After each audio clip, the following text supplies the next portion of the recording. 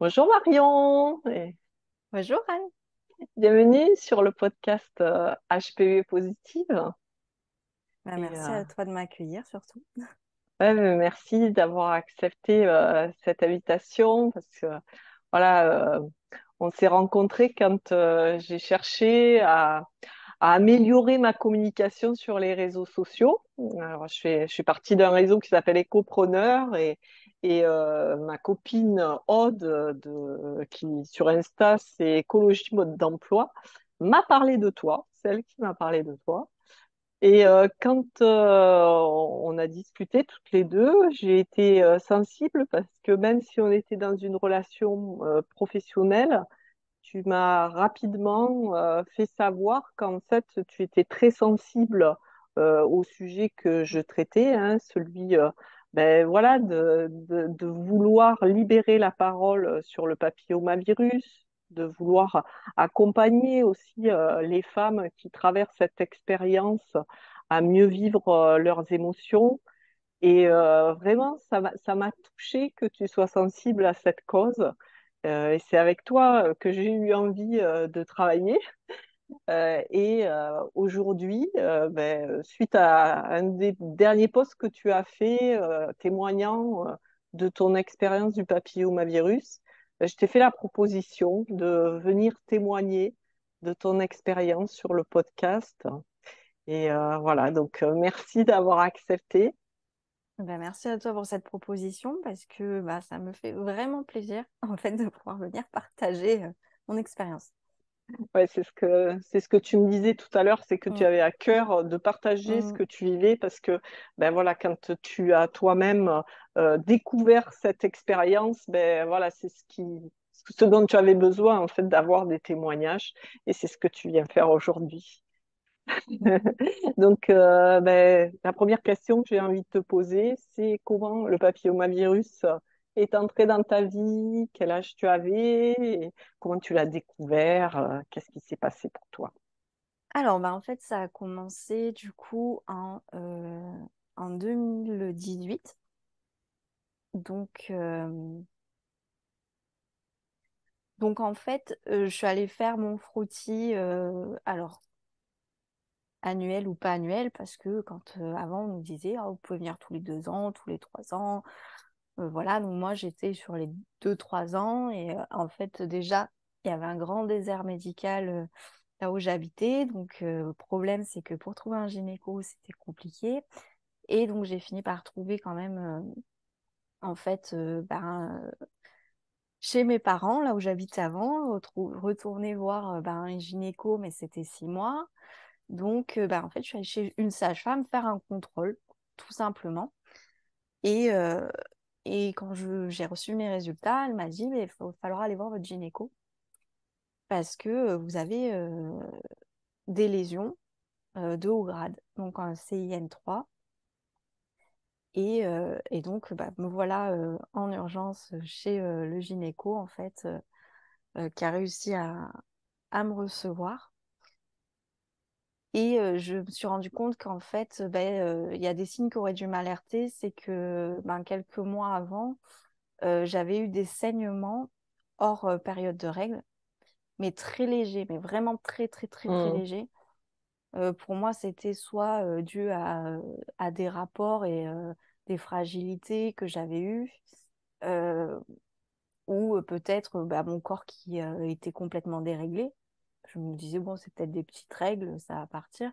Mais ça durait pas, ou ça pouvait durer, mais c'était très léger, vraiment léger. Et je me suis pas plus inquiétée. Pour moi, tout était normal, quoi. Et le lendemain de mes 30 ans, je suis allée faire ma biopsie. Donc pour moi, Aïe, ça a aïe, aïe. été, ouais, c'est là où ça a été dur parce que, en fait, j'ai fêté mes 30 ans en me disant, je vais avoir une biopsie. Comment Hmm. ça va se passer? Parce qu'on se pose bien de questions. Est-ce que ça va faire mal? Enfin, j'allais vraiment dans l'inconnu. Vraiment Hmm. dans l'inconnu.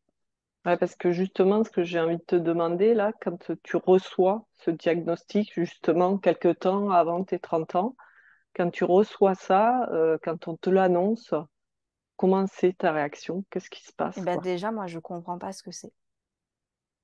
Je sais pas ce que c'est, je comprends pas. Donc, ben, déjà, je rappelle la sage-femme en lui disant, mais qu'est-ce que c'est en gros? Et elle me dit, non, mais ça faudra juste faire un contrôle, vérifier, parce que bon, moi, j'ai pas ce qu'il faut, tout ça, voir comment c'est, si c'est vraiment du haut grade, du bas grade et tout. Enfin, bon, j'avais vraiment des explications hyper vagues. Hmm. Et donc, bah, me voilà repartie donc, chez mes parents. Donc, c'est à 2 heures de route. Ouais, quand même. Voilà, faire ma biopsie. Et, et en fait, j'ai partagé ça avec ma mère. Parce que j'avais besoin que ma mère soit là, quelque Hmm. part. C'était un truc de... Enfin, voilà. On avait besoin que sa maman soit là. Ouais, Et tu avais donc, elle besoin d'être est... soutenue là, dans ce Voilà, c'est moment. ça. Et puis, j'ai une maman qui est assez protectrice Hmm. dans ça. Et enfin, voilà, c'est toujours... Enfin, je pense qu'on reste une petite fille dans ces moments-là et on a besoin de sa maman, quoi. Et donc, ben, je me suis retrouvée donc, sur cette table à faire ma biopsie, à me demander si ça allait me faire mal, avec beaucoup d'angoisse, de Hmm. stress. Et bon, pas de douleur, tout va bien, enfin voilà. Mais j'étais beaucoup impressionnée, beaucoup stressée. Je me suis mise à pleurer en fait. Parce qu'en fait, je ne comprenais pas du tout ce qui m'arrivait. Hmm. Mais vraiment pas. Et là, elle me dit, mais en fait, vous avez des lésions, je les vois, il y a des lésions, va falloir voir si par la suite, bah, qu'est-ce que ça donne. Enfin bon, ok. Donc je repars avec mes questions, en gros, enfin mes questions sans questions, parce que je me dis, bon, bah, peut-être que finalement, c'est pas grave. Hmm. Et puis elle m'appelle quelques jours ou quelques semaines après en me disant, bah, Marion, va falloir faire une opération. Et en fait, là, il s'est passé un truc dans mon corps, c'est que j'ai mon ventre qui s'est serré, mais au niveau de l'utérus, Hmm. parce que je me suis dit, mais en fait, on est en train de te dire que tu vas te faire opérer du col de l'utérus, mais t'as pas d'enfant. Hmm. Ouais. Mais si tu as un enfant, bah, en fait, il y a tout ça qui s'est passé en une fraction de seconde en moi. Il va falloir peut-être que tu restes alité ou il va falloir que tu protèges.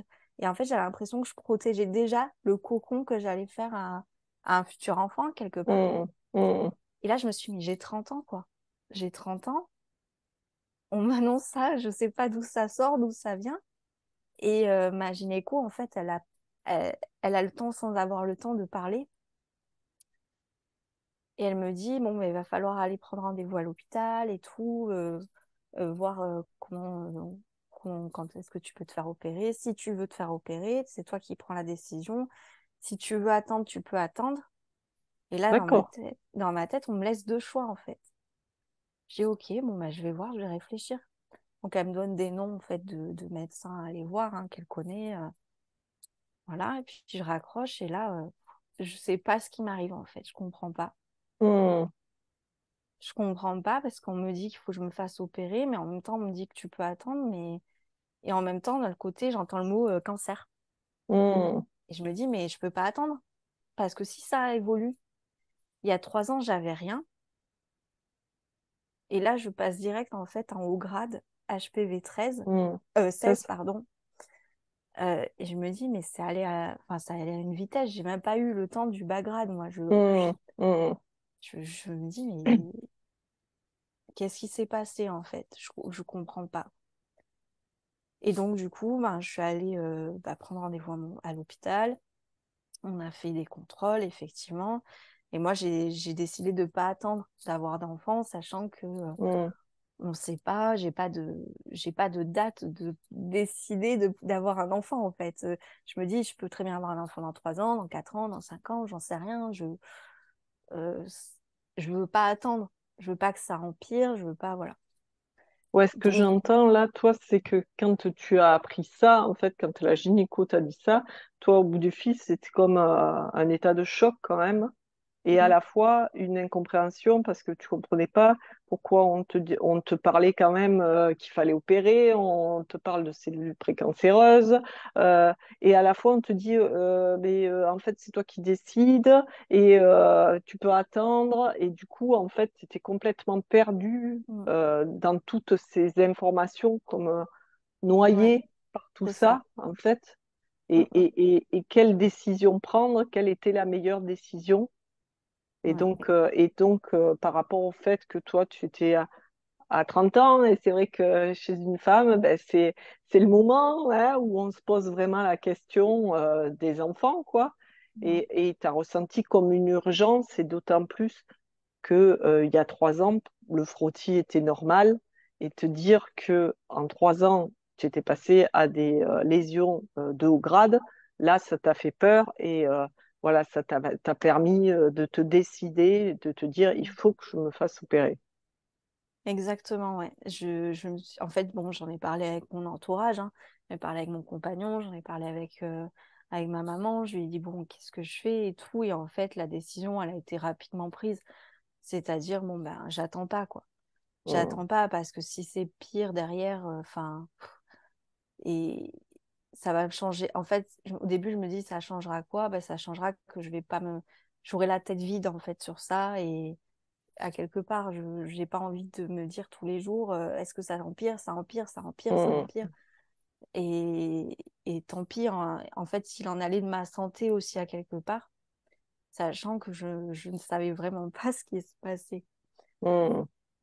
Et Ouais, donc, comme si tu étais dans le flou, en fait, ben oui, vraiment.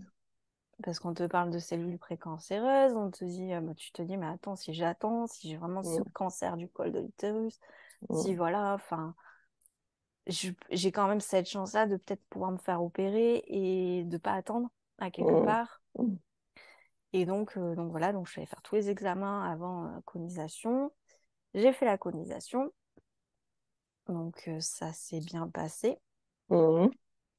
Et avec tout le... Est-ce que ça a été douloureux, la conisation? Est-ce que Alors, tu te souviens de... un petit peu, un petit peu parce qu'on ben, le temps, enfin, enfin, déjà c'est ambulatoire, donc on rentre le Mm, matin, on sort le soir. Bon, c'est du stress, bien sûr, hein, pour bien celles sûr. qui sont stressées par les opérations. On ne sait pas trop comment ça va se passer à la Mm, sortie, qu'est-ce qu'ils enlèvent, qu'est-ce qu'ils enlèvent pas. Voilà. Et puis, euh, et puis le soir, en fait, ça allait. Le lendemain, c'était un peu plus compliqué parce que bon, déjà, il faut surveiller qu'il n'y ait pas d'hémorragie. mm, Moi, j'ai eu pas mal de pertes de sang. Donc voilà, on est fatigué, bien sûr. Et en même temps, ben, on a des douleurs de contraction, quoi. ah, Parce t'avais qu'on combien a compris? le... Ouais, j'avais pas mal de contractions. Alors, c'est comme des douleurs de règles, hein, mais des fois un peu plus fortes aussi. Ben, voilà, on a ce qu'il faut hein, pour faire passer un peu ces douleurs, les bouillottes, voilà. Et c'est surtout ben, rester au calme. Donc, moi, je suis restée quand même 3 semaines hein, au calme. Mm, Voilà. Donc, je pouvais bouger, mais il faut limiter. Il n'y a pas plus de sport, plus. mm, Voilà, il faut pas porter de charge lourde aussi, je crois. Enfin, voilà, on m'avait vachement limité, je trouve. Et bah, c'est pour que ça se consolide, hein. mm. Donc Pour normal. laisser le temps au corps de se Voilà, refaire. Mm, exactement. Et donc, un mois et demi après, on refait le contrôle. Et bah, le contrôle, pour moi, ça a été horrible. qu'est-ce qui s'est passé? J'avais l'impression de repasser sur cette table d'opération. Mm, Et en fait, j'avais peur de ce qu'il allait en ressortir et qu'on me dise, mais on n'a pas assez enlevé. mm, Voilà, parce qu'elles m'ont expliqué, c'est qu'elles avaient essayé d'enlever le minimum afin de bien préserver quand même le col, mais mm, d'enlever le plus. Et je savais pas s'il restait pas. Ouais, le premier contrôle est dur quand même. mm.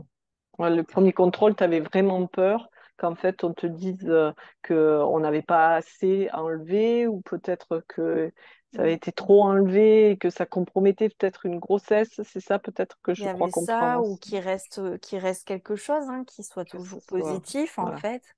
que ça Et soit que, pas en marge saine en fait, c'est voilà, ça. que en fait, on a fait ça, mais que voilà, il y a encore du chemin derrière. Mm, mm. Et donc, ça, c'était au moment de Noël.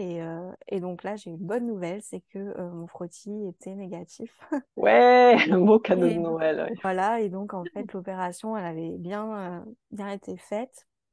Et alors Donc, là, qu'est-ce que tu as ressenti là quand on t'a annoncé que le ben, là, frottis ça fait était du bien. normal? Ouais, là, ça fait du bien de se dire, OK. Et en plus, ça me donne les résultats pour me dire qu'il n'y a pas euh, de, de pathogènes cancéreux. Mm, Et donc, ça fait un grand plaisir parce qu'on se dit, OK, bon, j'ai peut-être fait ça, mais je suis contente de l'avoir fait. mm. Et je suis T'étais comme contente, soulagée. Ouais. ouais, je suis contente de ne pas avoir attendu plus. Mm, Et bon, mais après, il reste le parcours de la guérison, hein, on va dire, à quelque part, qui, ben, c'est des contrôles. Après encore, je crois qu'il y avait un contrôle 3 mois après, il y avait un autre contrôle encore, je crois, tous les 3 mois, tous les 4 mois, sur la première année, pour vérifier que tout va bien. À chaque fois, tout est bien. mm. Donc après, je reviens en fait dans un cycle normal de contrôle. Donc c'est tous les Et ans maintenant, c'est ça? maintenant, c'est tous les ans. Et je le fais tous les ans. Mm, mm, Parce qu'au début, on te dit, oui, mais vous pourrez venir tous les 3 ans. Oui, non, non, c'est bon. Moi, je reviens, je vais le faire tous les ans, comme tout le monde. J'ai mm. compris une fois. Et si je vois qu'il y a quelque chose qui m'alerte, je cours direct, quoi.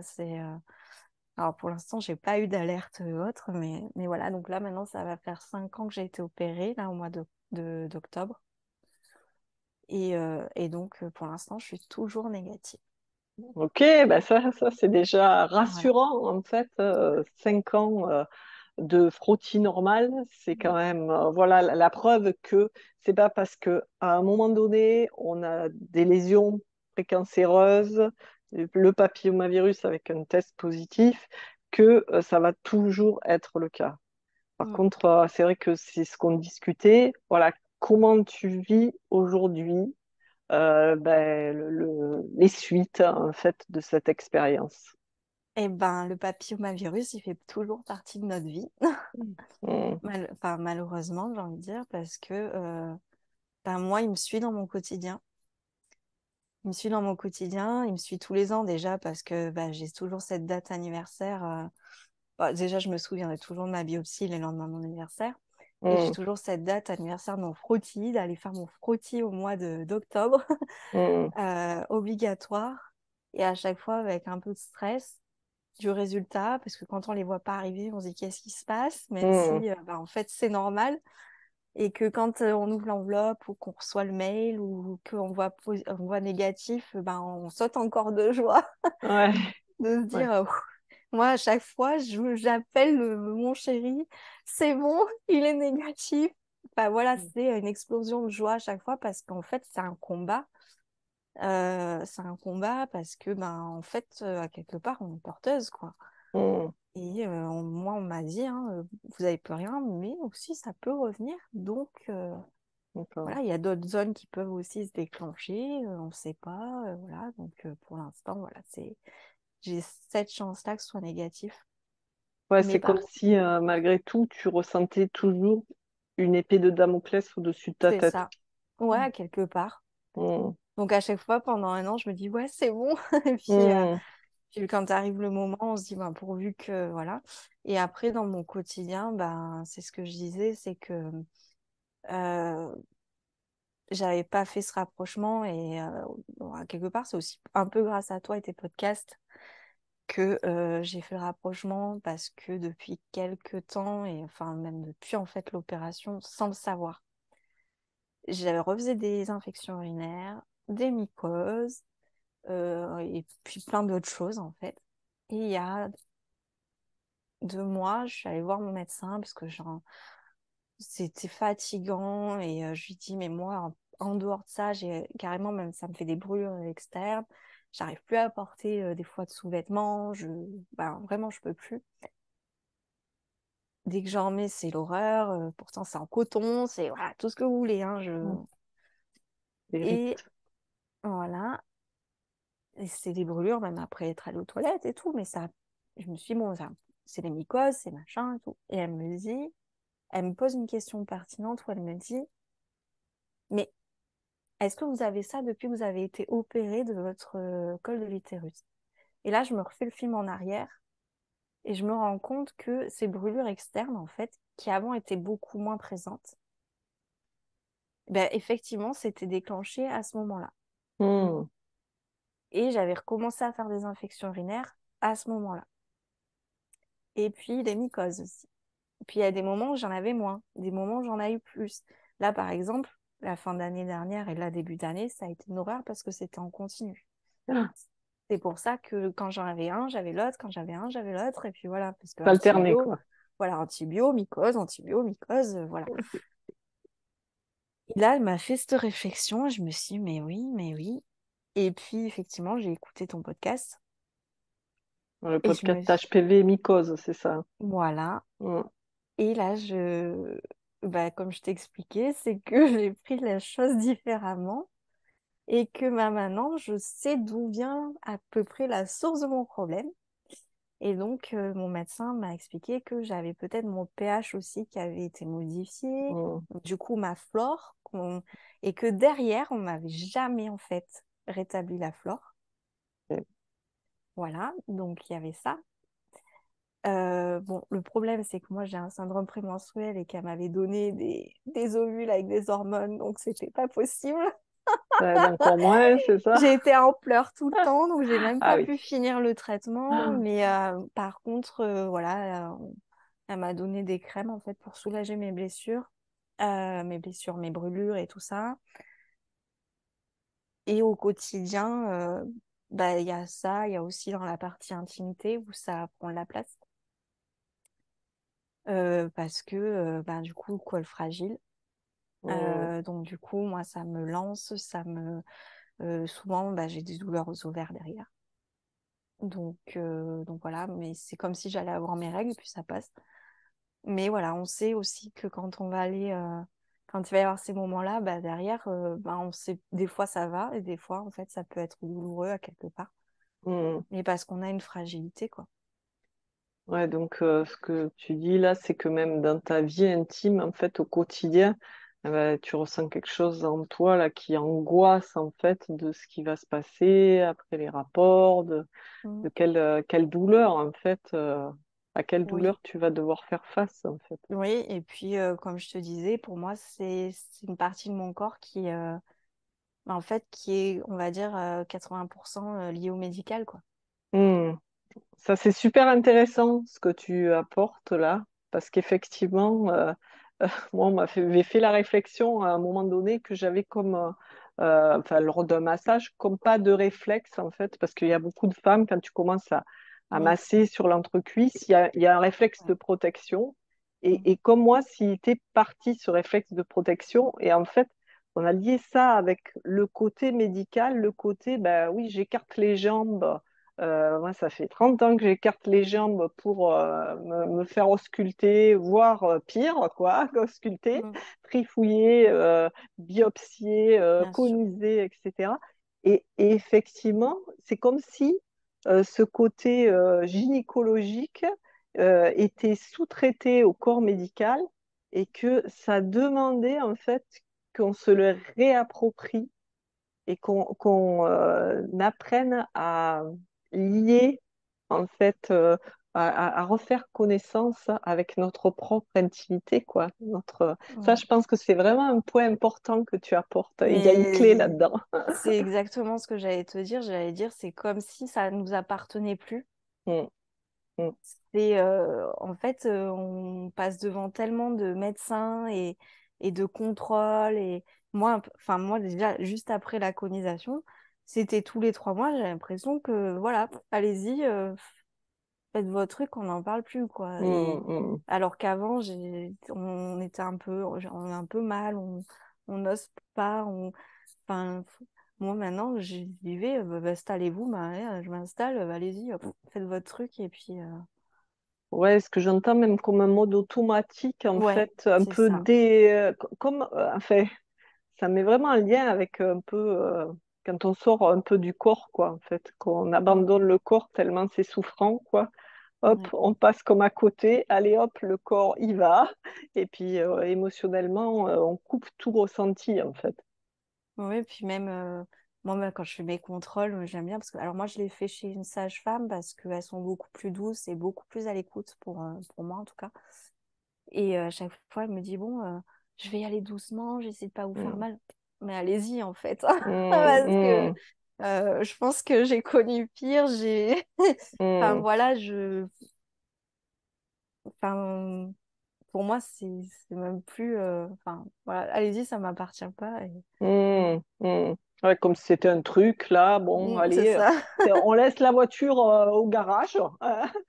Je vous prête Je suis juste là, mon mais col de allez-y. l'utérus, là, mon vagin pour un petit moment. Là, il passe sur le pont.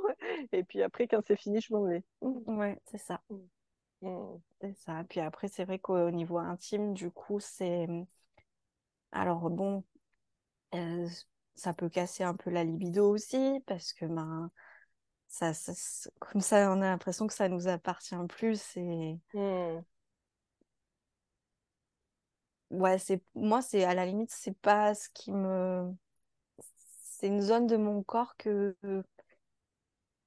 j'affectionne pas, quoi. C'est voilà. Mm. Mais il faut apprendre à vivre avec et apprendre à se réapproprier cette zone. Et voilà, donc on y va, mais même 5 ans après, c'est toujours là, quoi. Ouais, c'est comme si c'est une zone qui vraiment t'a créé plus de douleur, que ça soit physique ou émotionnel, en fait. Et c'est Mm. comme si voilà, bah, tu subissais un peu sa présence, peut-être presque. Tu fais avec, il faut faire avec, mais Ben voilà oui, quoi. mais dans mon quotidien, ça veut dire déjà, faut que je mette une culotte. Mm, Il faut que je parte avec mes crèmes, mm, parce que si, voilà, même quand tu pars en vacances ou quoi, bah, il te faut tes crèmes. Tu pars au week-end, il faut tes crèmes. Il faut, voilà, moi, c'est mm, ma trousse à pharmacie, partout avec moi, pour que bah, si j'ai une gêne ou une mycose ou une infection urinaire qui arrive. Et c'est pour ça que quand j'ai écouté du coup ton podcast, et ben, là où je disais que ça m'a fait changer, c'est que je me suis dit, ok, ça y est, j'ai la source du problème. Et en mm, fait, c'est pas moi qui crée les problèmes. Et ils viennent de ce que j'ai eu avant. Et ben, faut vivre avec, comme je vis avec le papillomavirus, quoi, à quelque mm. part. Et à la fois, ce que j'ai envie de t'inviter, c'est voilà, j'ai envie de dire, ça crie, ça appelle ton attention. Et justement, c'est tout l'accompagnement que je propose, en fait, c'est d'aller Ouais. écouter là, ce quelque chose en toi, là, Oui. ce col de l'utérus, cette partie gynécologique qui vraiment crie et qui Ouais. peut-être a besoin d'attention, a besoin d'être écoutée. Voilà, c'est Ouais. vraiment c'est avec quoi je chemine, en fait. C'est bien. C'est sûrement ça, ouais. C'est une des clés pour, en fait, Mm. pour ben, pour plus être victime en fait de ce qui se passe, comme de reprendre du pouvoir dans toutes ces douleurs, dans tout ce que ça nous fait vivre, avec l'intensité que ça nous fait vivre, tous ces inconforts, tu vois, de traîner toutes ces crèmes, d'être toujours là, ben, d'avoir encore cette épée de Damoclès, de dire ben, qu'est-ce qui va m'arriver, là je pars, allez, la trousse de secours, parce que il peut arriver ça, ça, ça et Ouais. ça. Et c'est difficile d'être léger quand on a tout ça en tête, en fait. Ouais, difficile de... Alors, ce que j'ai envie de te demander, c'est qu'est-ce que ça t'a amené en connaissance de toi, cette expérience? Ben, du coup, moi, enfin, ça m'a permis de mieux m'écouter, écouter mon corps et mieux me connaître à quelque part. Parce que je me suis dit, ben, j'ai pas assez écouté mon corps avant, quand il y a eu les Mm, signes. Et du mm, coup, ben, maintenant, je fais beaucoup plus attention à ce qui se passe à l'intérieur de moi. mm, Euh, Vraiment apprendre à m'écouter, prendre du temps pour moi aussi. mm, Et, et surtout ben, j'ai envie d'en parler autour de moi aussi parce que je trouve qu'on n'en parle pas assez. mm, Et pour moi, c'est un combat, même si de pouvoir aider des personnes qui... Moi, j'ai des copines qui m'appellent, hein, qui me disent oh, j'ai le papillomavirus et tout. Donc, bah, je suis là pour les écouter. Et, euh, ben, en fait, je me rends compte tant qu'on l'a pas, on se rend pas compte, mais il y a plein de gens en fait qui l'ont. c'est Et ça. ça, autour de moi, j'ai plein de copines qui me disent mais moi aussi je l'ai. Mais voilà, mais moi, ouais, ça m'a permis ouais, de vraiment être à l'écoute de mon corps, quoi. Mm, Vraiment beaucoup plus. mm, Et de plus. ouais, de me tourner vers le développement personnel, euh, d'essayer de trouver aussi des solutions naturelles quand on peut. Et vraiment, ouais, de pouvoir. Ouais, vraiment sur le développement personnel et l'écoute de mon corps, vraiment, vraiment, vraiment à fond, quoi. Hmm. Ouais, ce que j'entends, c'est que ça t'a permis vraiment de te recentrer vers toi et d'écouter davantage ton corps Mm. et les signes qu'il te montre. Et à la fois aussi devenir une personne ressource, hein, pour toutes les personnes qui vivent cette expérience. Mm. Et d'ailleurs, c'est ce que tu nous montres aujourd'hui en venant de témoigner. Et je te remercie. Je crois que c'est un bon mot de fin. Et je te remercie vraiment d'avoir cet élan déjà auprès de tes amis. Aujourd'hui, sur le podcast HPV Positive, ça va rayonner. Il y a plein d'écoutes. Et voilà, c'est vraiment ce à quoi j'œuvre dans ce podcast, de libérer la parole sur le papillomavirus parce que, ben, comme on l'a dit dans nos échanges au début, ben, quand on a ça qui nous tombe sur le nez, comment ça, on n'en a jamais parlé, d'où ça sort, qu'est-ce que c'est du cancer? Ben, en fait, si on savait vraiment ce que c'était, peut-être que ça serait déjà moins anxiogène ou pas. Enfin, je sais pas, et c'est chacun le vit différemment de toute façon, quoi qu'il en soit. Mais c'est vrai que pouvoir en parler, c'est quand même libérer les choses, que ça soit moins tabou, que déjà, parce que pour beaucoup, on peut se sentir sale quand on apprend qu'on a ça, et qu'en fait, non, ça fait partie de la vie sexuelle. Comme j'ai entendu dernièrement, c'est pas nécessaire d'avoir fait quelque chose d'extravagant Mm. pour avoir le papillomavirus. Et même, ouais, ce que j'ai entendu aussi, hein, parce que souvent il y a un pic en fait d'infection, on va dire, une dizaine d'années après les premiers rapports sexuels. Parce qu'effectivement, la plupart du temps, c'est au moment des premiers rapports sexuels que l'infection se produit. Voilà. Bon, merci à toi, Anne, en tout cas, de m'avoir invitée, de pouvoir me laisser la parole aussi pour partager ça. Et merci pour tout ce que tu fais, tout ce que tu peux apporter à bah, cette communauté aussi de femmes qui ont le papillomavirus et de pouvoir bah, leur laisser le, le soin de s'exprimer. Voilà, ben merci beaucoup de t'être exprimé sur ce sujet et sur voilà, ton parcours de 5 ans avec le papillomavirus. Et puis, je te dis à bientôt. Alors, si vous avez des questions, vous pouvez nous les poser en commentaire de cet épisode. Et puis aussi, dans cet épisode, vous aurez tous nos liens sur les réseaux sociaux pour nous contacter. Donc, on vous répondra avec plaisir. À bientôt. Prenez bien soin de vous. Au revoir. Au revoir.